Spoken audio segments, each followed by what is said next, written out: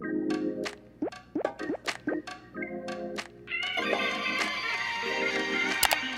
do a cool transition. Cool transition. This laptop appears. Hi, I'm Nadia. Hi, I'm Aaleia. Hi, I'm Nameera. And this is Operation Tomatometer.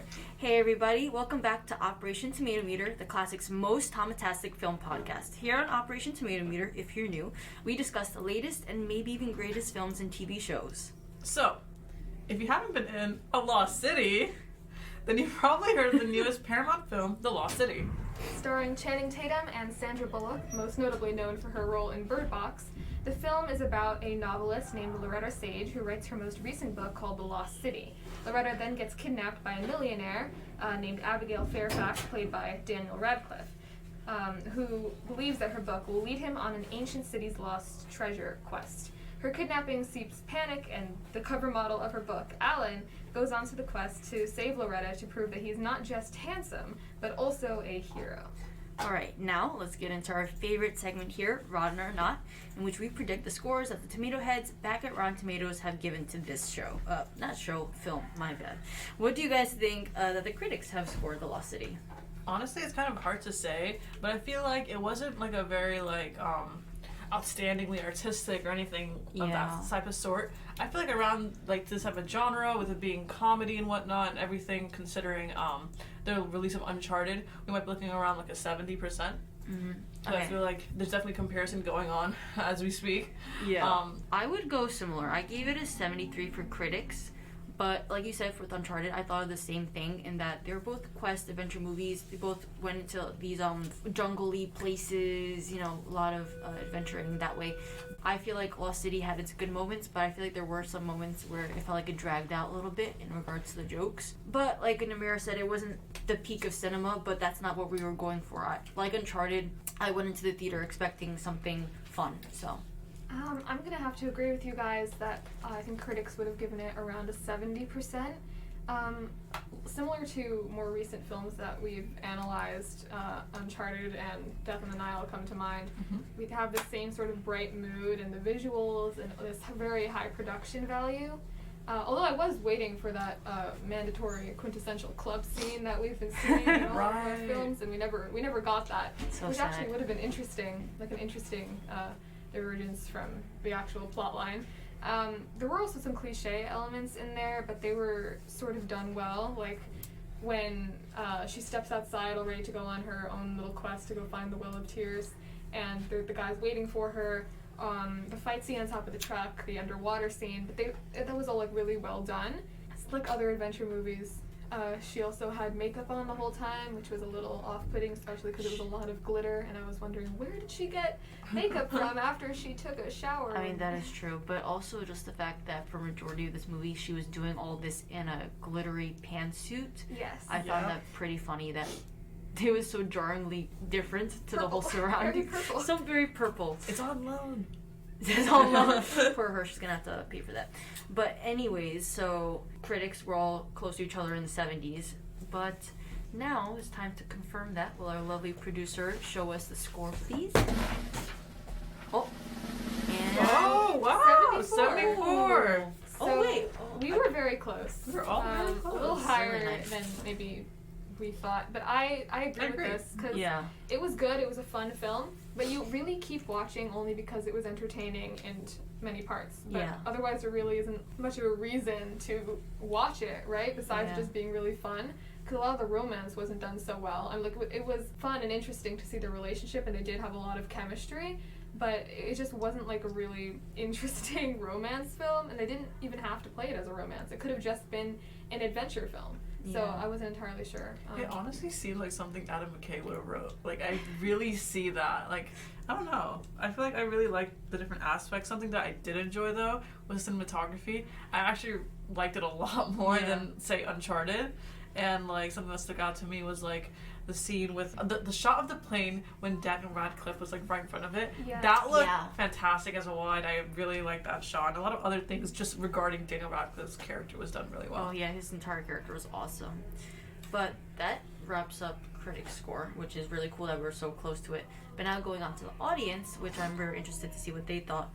I feel like it would be a little higher because there's nothing, like Aaleia said, it's a film that you know is going to be fun. You're not looking for anything too serious, so there's not, like, let's say, per se, a letdown. So I would say the audiences were having a great time watching this. There were a lot of funny moments, so I give an 81, somewhere in the 80s, because I don't think it's anything too spectacular. What do you guys think? I agree with that. I think it was really humorous and that audiences would have liked it as a very entertaining movie and maybe didn't have the same critical perception of it that we were talking about before. Especially those periods of really long, drawn-out dialogue that's sort of like irrelevant to the story. But we see that a lot like in sitcoms. And I know, Nadia, you said you didn't like that. Yeah, I didn't. But I really appreciated it as like a comedic and a storytelling device to demonstrate the relationship a little more. So I actually like those little things, so I'm going to have to agree that the audience score is going to be like 80 to 85.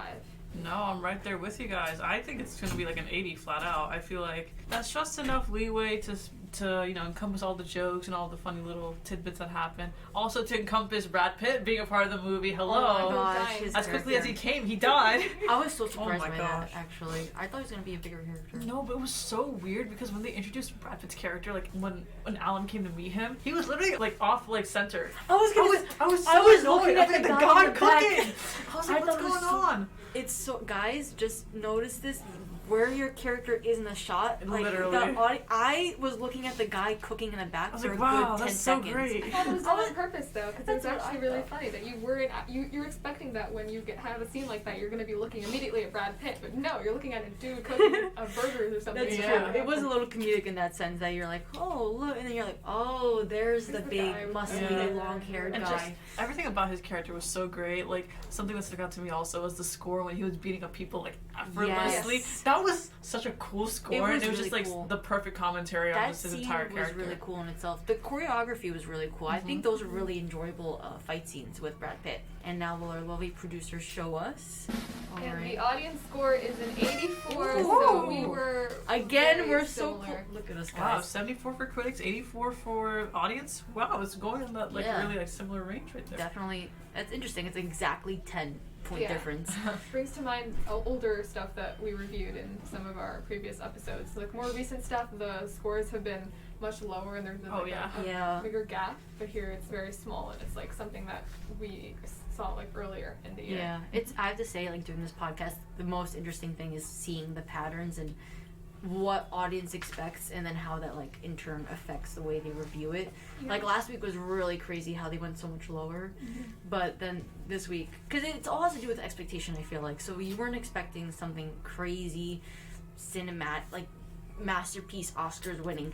It was just something to like laugh at and have fun with, and Yeah. and achieve that. So I see why audiences would love it. And you know what else we weren't expecting? Beth's character. I love her character. She's fantastic. She makes the best jokes. She has my favorite joke, like, oh, how do you know she's in the Atlantic? Because she can't swim fast enough. that Yeah, that she's a actually great made me like character. laugh in the theaters. So There are I a love lot of hers. jokes that made me laugh. A few that I can't really say in this podcast because the movie did have some moments, but it was really, really funny. There was also one part where the music was very much like a Hallmark movie, which is like very so cringe music. There's no way to describe it. It's like when you're watching one of those really bad romantic like Christmas movies. Yeah. And it was when they were like talking and she was about to go on her adventure and he was all cute, how he was so supportive of her, and he was like, I've never seen you unafraid. Oh yeah, yes, it was- under the that was bridge kind terrible. of thing. I have to say, like you said earlier, it was a little cheesy, the romance, but again, I wasn't expecting a lot, so I was exactly. riding with it. I was like, this is cute. You We've know? seen this trope time and time We've seen again. It's something near and dear to our hearts, I'd Yeah. say. Yeah. But you know who was near and dear to my heart that was here? Oh, that was like too many years. Okay, it was the guy from The Office. Yes, Sorry. Sorry, I literally forgot his love name. that guy. I think his character was Oscar again in this film. Oh, really? I've seen the credits, and you know, he just getting Oscar Oscar playing Oscar playing Oscar. all the time, never stopping. Speaking of Oscar, we will be giving some review on Oscars later. And a Oscar. But yes, I love that his character was there when he came up on screen. I told my sister, I was like, "That's Oscar from The Office," I was like, wait a damn minute. and he was really funny. His character. He was great, he was unhinged, and he had animals. What's not to like? nothing to hate about him. He's awesome. But another character, like you mentioned earlier, I feel like we have to just delve more into Daniel Radcliffe's character. Yeah. I love him. I mean, who doesn't love him? He's great. You know, Harry Potter. Woo! And so just seeing him every time on the big screen, you know, he's a great actor. Every time he's playing like villains now, Yeah, like really he does super. well. Okay, so when I was watching the movie theater, the person I was watching with, he went, "Oh, it's like the same character from like Now You See Me," and I was like, "No, you're so right." Oh my god. His character was very well developed. Yeah. Like, in a villainy sort of way that maybe he was sort of, like, overtly racist, and it's like, okay, great, another villain who has these obviously very bad qualities. But also, he wanted to be, like, the king he was talking about, I think, at one point. It was made very clear that that was his purpose. And even though it was never really touched on, it was more about, like, his brother and wanting to be like him. I thought that he was well developed and he wasn't just like a fake villain, but he was also there for comedic effect. So I thought he also played him very well.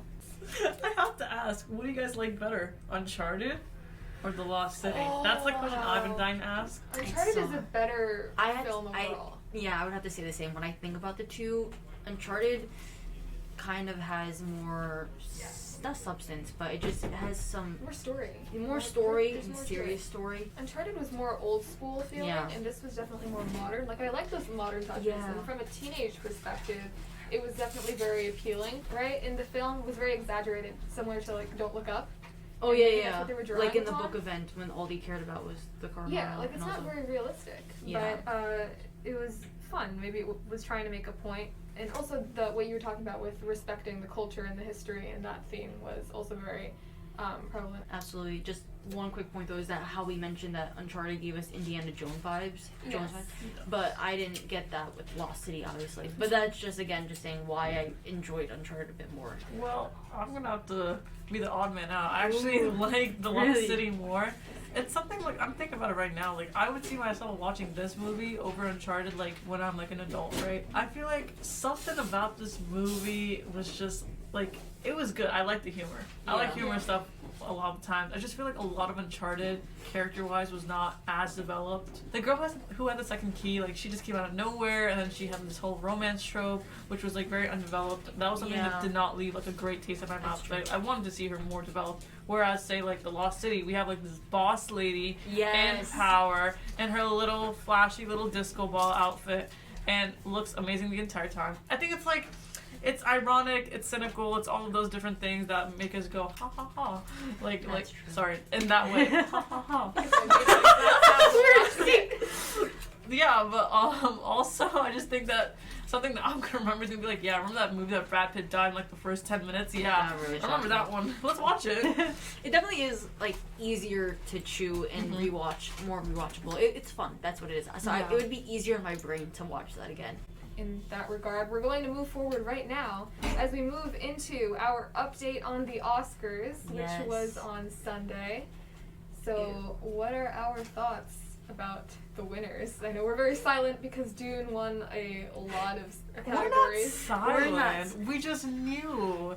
Yeah. We're not surprised. We don't enjoy it. Thing is, I hated I didn't like how I started off that. Okay, I disliked Dune personally, but the Oscars made me realize that it was because a bulk of it was the story itself that I didn't like, and like the execution of that story. So that goes in regards to pacing. So I really, really disliked how they handled the chunk of it because I was a little bit bored, teetering on bored. But Oscars, it won for cinematography, editing, visual effects, score, and I think it deserved definitely visual effects, score, and cinematography was great. Editing. You know. Tick Tick Boom should have won editing. Just saying. Yeah, but aside from editing, I think Dune is a very has a lot of substance. It stands up really well for those other Oscars, so I think it deserved that, and I can agree with that. And then also for adapted screenplay, we have Coda. And then screenplay, we have Belfast. I was happy with Belfast winning that. And if it won Best Picture, I would be actually upset. But new screenplay, I'm gonna like it. I'll take it. And Best Picture, we have Coda, which I think is wonderful. It's, again, I haven't seen it yet, which I really, really want to. But from what I have seen, it seems like a wonderful film. And the actors in it are so talented and skilled. And speaking of Coda, Troy Kotsur, I believe that's how you say his last name, won Best Supporting Actor, which I'm very pleased about because he's a great representation. It was great to see the inclusivity. We were not surprised to see actually that Encanto won for Yes. best. So glad. Best animated film, which is wonderful, which it deserves. Mhm. Though I have to say I didn't really appreciate the performance for We Don't Talk About Bruno. But anyways, going back to the films. Yeah, it's no surprise Encanto won. And also Cruella winning Best Costume Design. We called it in our Oscar predictions. I mean, the costumes were wonderful. And we have to go on to Best Director. Hello, Yes. we have a woman in power. Yes. So for Best Director, we did have the director of Power of the Dog, Jane Campion Campion. I was confused with Champion. Yeah. But yes. knocked out Steven Spielberg. Yes, true. And for Best Original Song was No Time to Die, which I was actually very pleased with because, I mean, the other songs weren't as good, and this one came out like a while ago, and Yeah. the movie was advertised for a long time, but I did appreciate that winning. So also, not to mention that Drive My Car did win for the Yes. best foreign film, and we are not surprised about that. We are actually planning to even go into that in a later coming episode, so stay tuned for that.